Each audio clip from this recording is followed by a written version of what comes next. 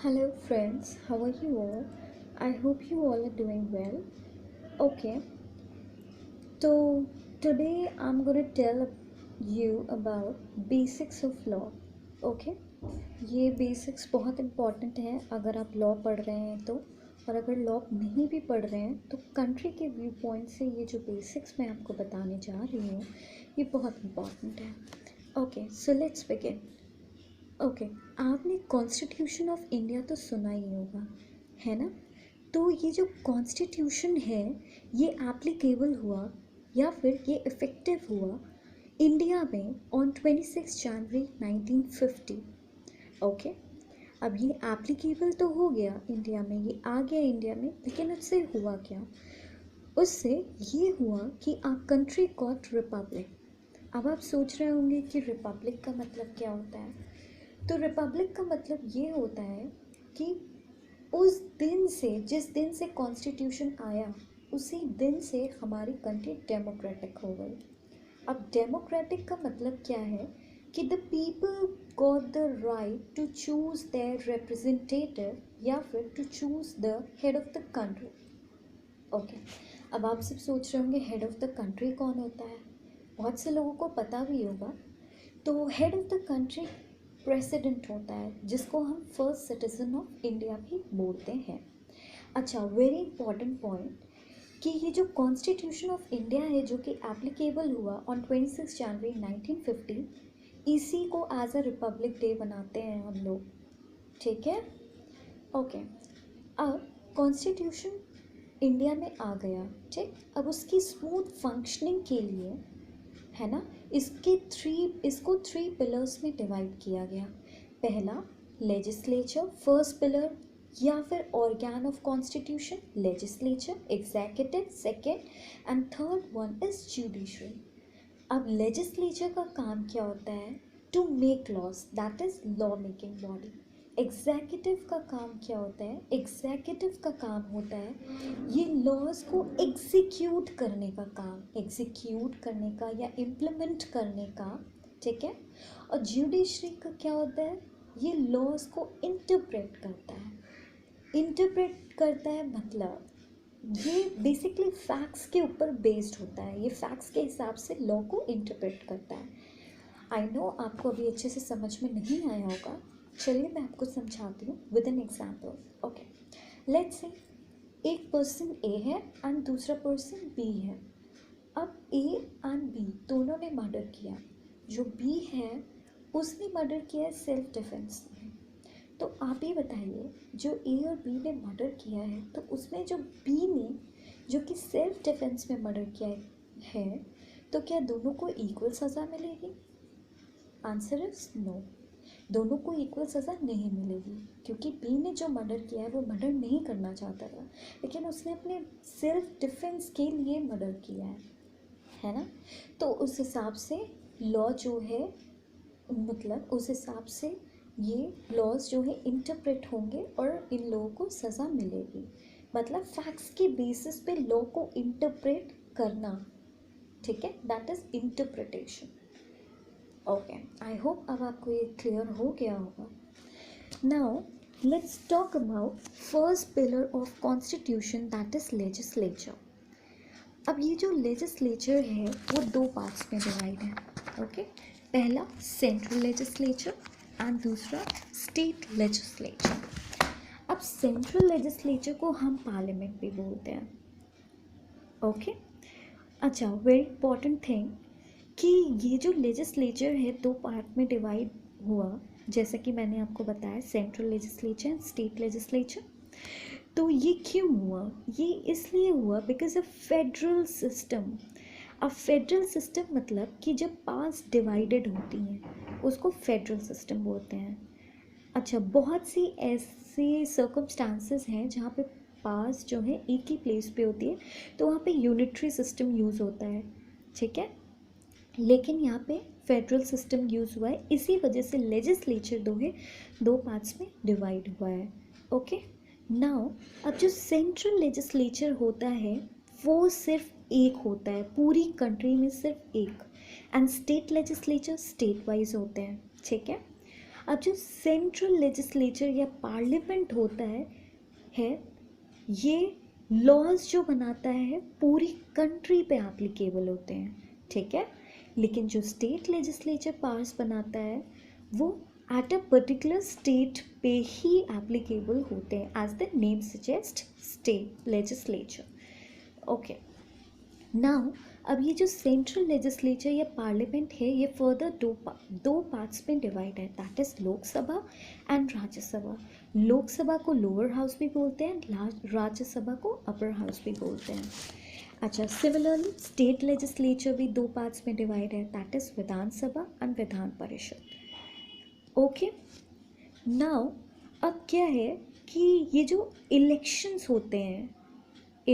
होते हैं वो दो चीज़ों के होते हैं, दैट इज़ लोकसभा एंड विधानसभा, ठीक है। जो लोकसभा के इलेक्शन होते हैं वो पूरी कंट्री में सिर्फ एक बार एट द सेम टाइम एक ही बार होते हैं, लेकिन वो विधानसभा के इलेक्शन स्टेट वाइज होते हैं, ठीक है। अब इलेक्शन की बात कर ली हमने, है ना। तो अब जब इलेक्शन होते हैं तो जो लोकसभा की बात करते हैं, तो लोकसभा में जो मेजॉरिटी पार्टी विन करती है, ठीक है ना, उसमें जो मेंबर्स होते हैं उनको मेंबर ऑफ पार्लियामेंट कहते हैं, जैसे कि एमपी, ठीक है, उनको एमपी बोलते हैं। अब जो इसमें लोकसभा में मेजॉरिटी पार्टी विन होती है उसको राइट्स मिलते हैं, ठीक है, स्पेशल राइट्स मिलते हैं। अच्छा, बात करेंगे इनके बारे में भी, I will tell you later on. अच्छा, अब बात करते हैं विधानसभा। विधानसभा में जो इलेक्शंस होते हैं, है ना, तो उसमें जो मेजॉरिटी पार्टी होती है उसको भी सिमिलरली जैसे लोकसभा में कुछ राइट्स मिलते हैं मेजॉरिटी पार्टी के विन करने पे, वैसे ही विधानसभा में भी होता है, उनको भी राइट्स मिलते हैं।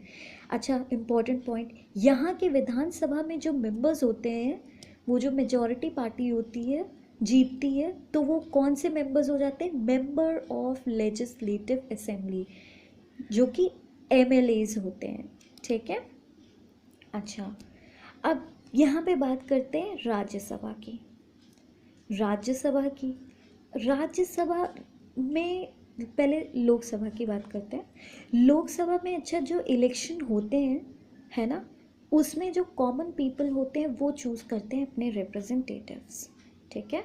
लेकिन जो राज्यसभा होता है उसमें क्या होता है, स्टेट गवर्नमेंट नॉमिनेट करती है, ठीक है। Nominations are through the state government.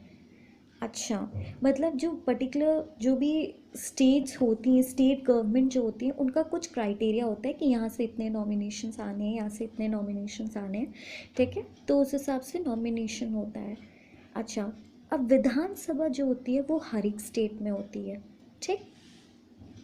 लेकिन जो विधान परिषद होता है वो सिर्फ कुछ ही स्टेट्स में होता है, कुछ बड़ी स्टेट्स में, जैसे कि एमपी हो गया, यूपी हो गया, राजस्थान हो गया, है ना, वो हर जगह नहीं होता। ओके, अब ये हमारा लेजिस्लेचर ख़त्म हो गया। अब एग्जीक्यूटिव की बात करते हैं। एग्जीक्यूटिव का याद होगा, मैंने बताया था कि ये लॉ को एग्जीक्यूट कराने का इनका काम होता है। अच्छा, यहाँ पे मैं आपका एक बहुत बड़ा मिसकंसेप्शन क्लियर करना चाहूँगी। वो ये है कि जैसे लोग सोचते हैं जो लॉज होते हैं वो गवर्नमेंट बनाती है, बट ऐसा नहीं है। लॉज जो है, हाउएवर बहुत सारे केसेस होते हैं जिसमें गवर्नमेंट लॉज बना सकती हैं, बट लॉज बनाने का काम गवर्नमेंट का नहीं होता, गवर्नमेंट लॉ को एग्जीक्यूट करवाती है, ठीक है। लॉज बनाने का काम, जैसे कि अब तक की आपको क्लियर हो चुका होगा कि लेजिस्लेचर का होता है। अच्छा, तो अब एग्जीक्यूटिव का काम क्या होता है, लॉ को एग्जीक्यूट करवाना, जो कि गवर्नमेंट करवाती है। अच्छा, अब यहाँ पे गवर्नमेंट क्या होती है, गवर्नमेंट ग्रुप ऑफ मिनिस्ट्रीज़ होती है, या फिर कॉम्बिनेशन ऑफ मिनिस्ट्रीज़ कह सकते हैं। अच्छा, आप सभी जानते होंगे कि गवर्नमेंट दो पार्ट्स में डिवाइड होती है, central government and state government.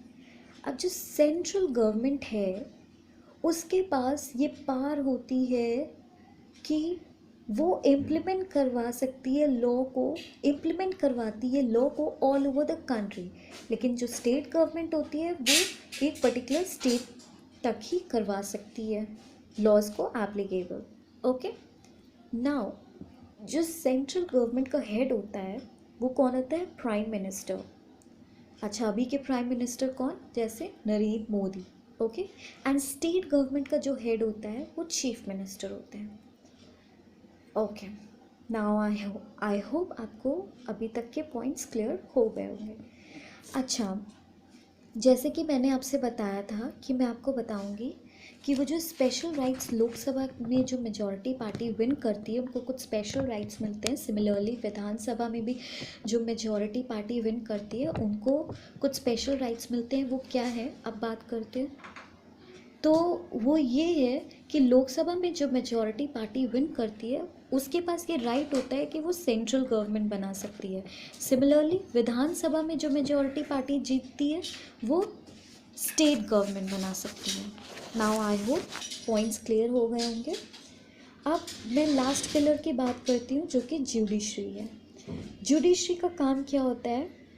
Judiciary का काम ये होता है कि वो लॉज को इंटरप्रेट करती है।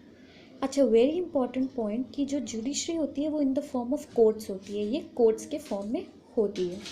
ठीक है, अब इसकी हायरार्की किस तरीके से होती है? इसकी हायरार्की होती है, सबसे पहले आता है supreme court, then high court, then district court, then lower court. अच्छा, India's highest court is supreme court. Okay, अब जो सुप्रीम कोर्ट होता है वो सिर्फ एक ही होता है पूरी कंट्री पे, और state's highest court is high court. हर एक स्टेट में हाईएस्ट कोर्ट कौन होता है? High court. अच्छा, अब बात करते हैं, अगर डिस्प्यूट होता है ना, तो डिस्प्यूट में दो पार्टीज होती हैं। एक पहली पार्टी, जो फर्स्ट पार्टी अप्रोच करती है, जो कंप्लेन करती है, वो प्लेंटिफ होती है, और जिसके रिगार्डिंग कंप्लेन की जाती है वो डिफेंडेंट होती है। ठीक है। अच्छा, वन वेरी इंपॉर्टेंट थिंग, जैसे कि अगर डिस्प्यूट हो रहे हैं, है ना, तो जो कंप्लेन करता है यानी कि जो प्लेंटिफ, मैंने आपको बताया कि जो कंप्लेन करता है वो प्लेंटिफ होता है। वो ये नहीं कि सीधे सुप्रीम कोर्ट या हाई कोर्ट चला जा रहा है, स्टार्ट होता है कहाँ से? लोअर कोर्ट से। वो लोअर कोर्ट से स्टार्ट करेंगे, अगर लोअर कोर्ट नहीं सुनते देन उसके ऊपर। ओके, तो लोअर कोर्ट से ही हमेशा स्टार्ट होगा। हाउएवर एक्सेप्शंस हर जगह होते हैं, लेकिन स्टार्ट बेसिकली लोअर कोर्ट से ही होगा। अच्छा, बहुत इम्पॉर्टेंट पॉइंट जो मैं लास्ट में बताना चाहूँगी। सबसे पहले जैसे कि मैंने बताया कि head of the country president होता है, उसके बाद उसके बाद कौन आता है? प्राइम मिनिस्टर होते हैं, उसके बाद चीफ मिनिस्टर होते हैं। ठीक है, लेकिन अब ऐसा कोई कॉन्सेप्ट नहीं है कि फर्स्ट सिटीज़न ऑफ इंडिया, जैसे कि मैंने बताया प्रेसिडेंट होते हैं तो सेकंड सिटीज़न या थर्ड सिटीज़न का कोई कॉन्सेप्ट है। नो, कोई कॉन्सेप्ट नहीं, खाली first citizen of India president होते हैं। ये तो मैंने आपको एक वो बताया हायरार्की कि कैसे, लाइक कौन सबसे पहले प्रेसिडेंट आता है, फिर प्राइम मिनिस्टर आते हैं, फिर उनसे नीचे चीफ मिनिस्टर आते हैं। अच्छा, आई होप आपको ये सारे पॉइंट्स बहुत अच्छे से समझ में आ गए होंगे।